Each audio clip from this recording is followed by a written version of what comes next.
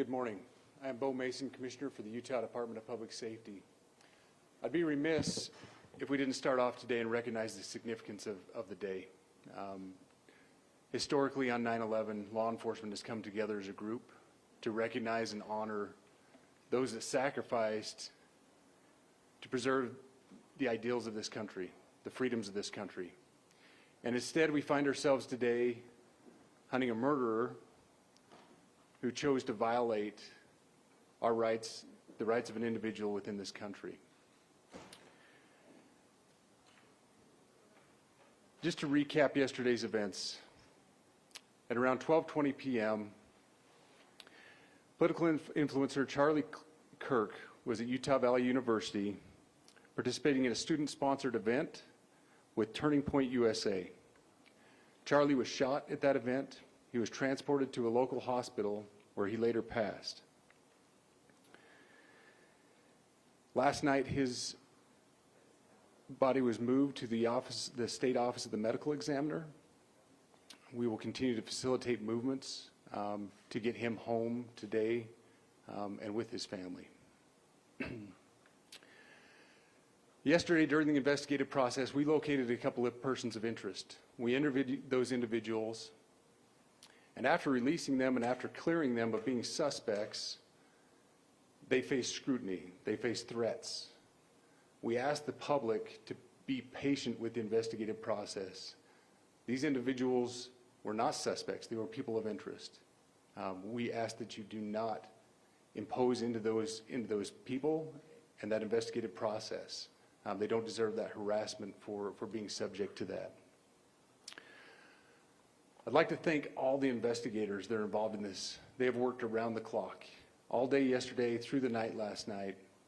Investigators from the State Bureau of Investigations, from county, from city agencies, the university, our federal partners with the FBI, the ATF, and many others. Those are just a few of the people that we have involved in this. I'd like to thank all of them for their strong work.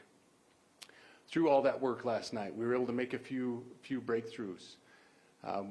We were able to track the movements of the shooter. Starting at 11:52 a.m., this subject arrived on campus, shortly away from campus. We have tracked his movements onto the campus, through the stairwells, up to the roof, across the roof to a shooting location.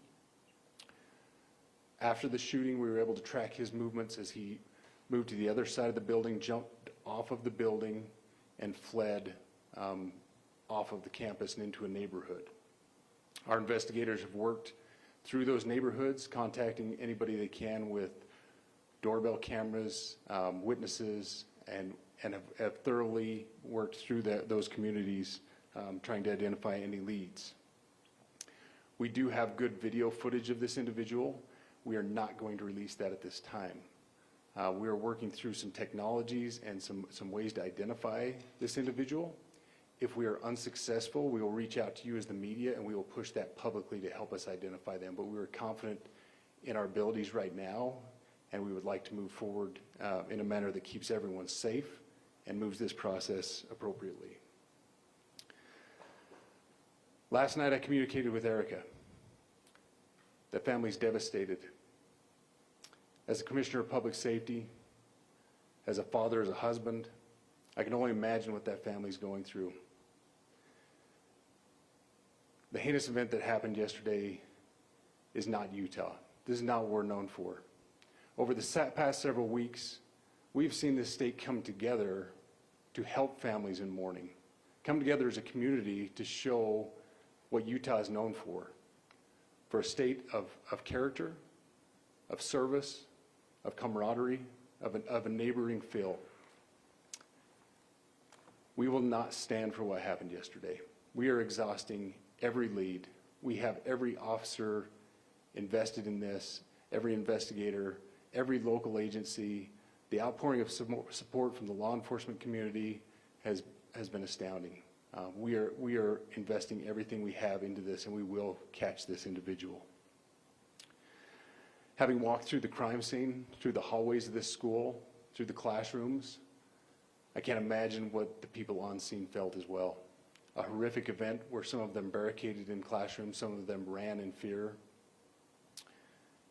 can't overstate the tragedy and the horrific event that yesterday was, and how we will work to bring to justice the actions of one individual or any other individuals that assisted in that.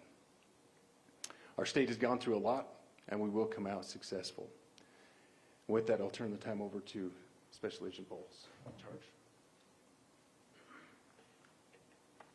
Good morning. My name is Robert Bowles, and I am the Special Agent in charge of the Salt Lake Field Office. Following yesterday's tragic shooting of Charlie Kirk, FBI agents have been working around the clock in coordination with our law enforcement partners. We are and will continue to work nonstop until we find the person that has committed this heinous crime and find out why they did it. This morning I can tell you that we have recovered what we believe is the weapon that was used in yesterday's shooting. It is a high-powered bolt-action rifle. That rifle was recovered in a wooded area where the shooter had fled. So the FBI laboratory will be analyzing this weapon. Investigators have also collected footwear impression, a palm print, and forearm imprints for analysis.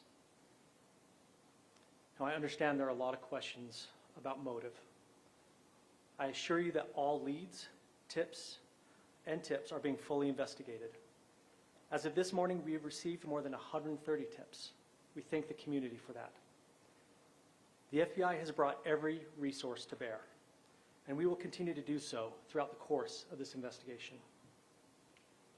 The FBI's mission is to protect the American people. It's to uphold the Constitution of the United States. Any attack on the First Amendment is an attack on the very foundation of our democracy. That is why we will relentlessly pursue this case and the shooter until we find him. We also continue to grieve with the family and the community. It's our community. If you have any video or images from the shooting, we ask you to please submit them to our digital media tip website at www.fbi.gov/Utah Valley Shooting. You can also call the FBI at 1-800-CALL-FBI. We truly rely on the public's help in these types of cases, and no tip is too small or insignificant. Thank you.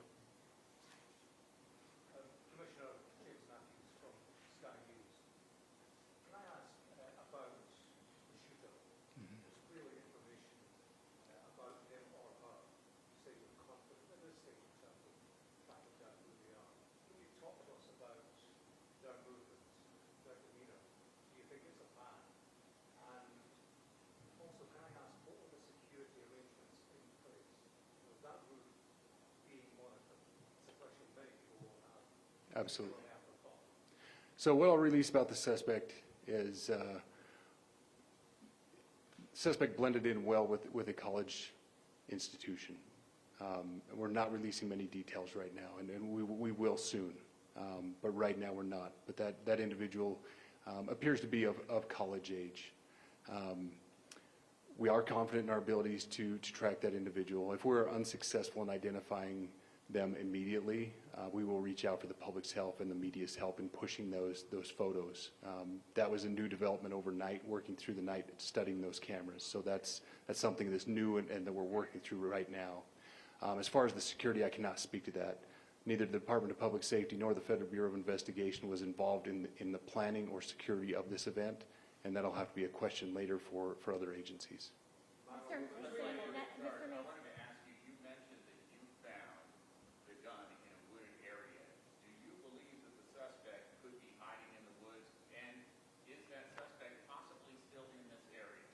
So that's a good question, and it's a question that goes to the safety of the community, right?